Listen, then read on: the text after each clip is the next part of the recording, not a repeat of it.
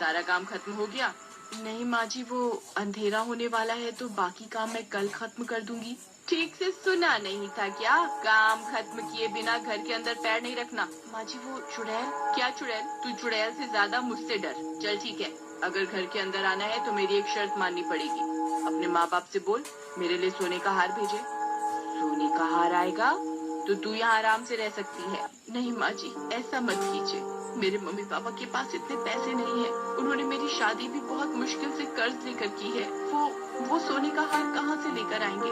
अगर इतनी ही गरीबी थी तो लड़की की शादी ही क्यों की? अपनी मुसीबत हमारे गले बांधने के लिए। बस करो, तुम तो उस चुड़ैल से भी बदतर हो। बेटी तुम कमरे में जाओ। जयदीप की बात मानकर दीपा कमरे के अंदर चली जाती है, जिसके जाने के बाद लीलावती भी गुस्से में पैर पटकते हुए अपने कमरे में चली जाती है। इस लालची औरत ने तो सारी हदें पार कर दी। इसे सबक सिखाना ही पड़ेगा।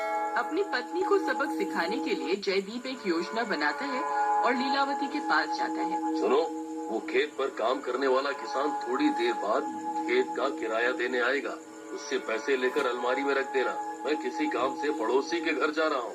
लीलावती से ये सब बोलकर जयदीप घर के दरवाजे पर आता है और चाकू से अपना हाथ काटकर दरवाजे के बाहर कुछ खून गिरा देता है, जिसके बाद वो दरवाजा बंद करके वहीं रसोई में जाकर छुप जाता है। दरवाजे पर दस्तक सुनकर लीलावती खुशी से भागते हुए दरवाजे की तरफ जाती है। लगता है किसान खेत का किराया देने आया है। वाह, रात को पैसों की शक्ल देखकर सोऊंगी। सपने भी पैसे के ही आएंगे। पैसों के लालच में लीलावती जल्दी जल्दी घर का दरवाजा खोल देती है, लेकिन दरवाजा खोलते ही सामने किसान की जगह चुड़ैल को देखकर उसके होश उड़ जाते हैं। चुड़ैल, चुड़ैल यहाँ कैसे आ गई? बचाओ, कोई मुझे बचाओ। अरे तू तो वही है जो अपनी बहू से बहुत दुखी रहती थी, हर समय उस पर जुल्म करती रहती है। चल आज तेरी बहू और उसे उसकी सास से मुक्ति दिला देती हूँ। बचाओ, मुझे छोड़ दो, मैं किसी को कुछ नहीं बोलूंगी, कृपया मुझे जाने दो।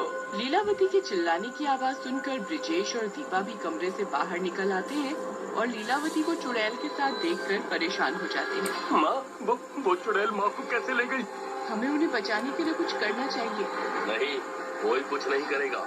मैंने ही घर के बाहर खून गिराकर चुड़ैल को यहाँ बुलाया।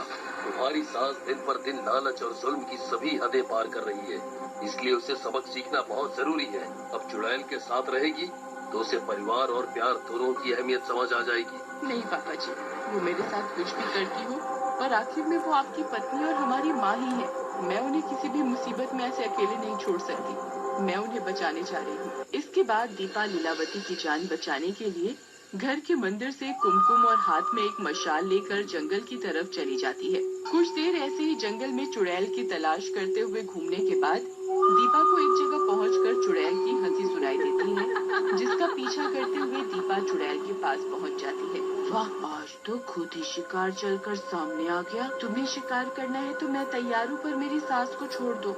दीपा की बात सुनकर लीलावती हैरान रह जाती है और उसे अपनी गलती का एहसास होता है। दीपा, मैंने तुम्हारे साथ कितना बुरा व्यवहार किया, तुम फिर भी मेरी जान बचाने अकेले यहाँ आ गई। नहीं, तुम मेरी बहू को कुछ नहीं करोगी, मुझे ही मार दो। ठीक से एक फैसला करो, किसे मारूं किसे नहीं। मुझे। दोनों सास बहू इसी लड़ाई करने लगती है, जिससे परेशान होकर चुड़ैल उन पर से ध्यान हटाकर दूसरे गांव वालों के बीच अपना शिकार ढूंढने लगती है, जिसका फायदा उठाते हुए दीपा मंदिर का कुमकुम चुड़ैल के ऊपर फेंक देती है। कुमकुम गिरते ही चुड़ैल दर्द से तड़पने लगती है। चुड़ैल को ऐसे तड़पते और कमजोर देखकर दीपा अपनी सास के साथ गांव वालों को लेकर वहां से भाग जाती है। दीपा को सभी गांव वालों और अपनी सास के साथ गांव में वापस आते हुए देखकर सब लोग बहुत खुश होते हैं और दीपा को शाबाशी देते हैं। बेटी, मैं अपने लालच में हमेशा तुम्हारे साथ बहुत बुरा व्यवहार करती रही, फिर भी आज तुमने अपनी जान की परवाह किए बिना मुझे बचाने के लिए चुड़ैल के सामने आ गई। मुझसे बहुत बड़ी गलती हो गई, मुझे माफ कर दो। इसके बाद वे सभी एक खुशहाल और सुखी परिवार की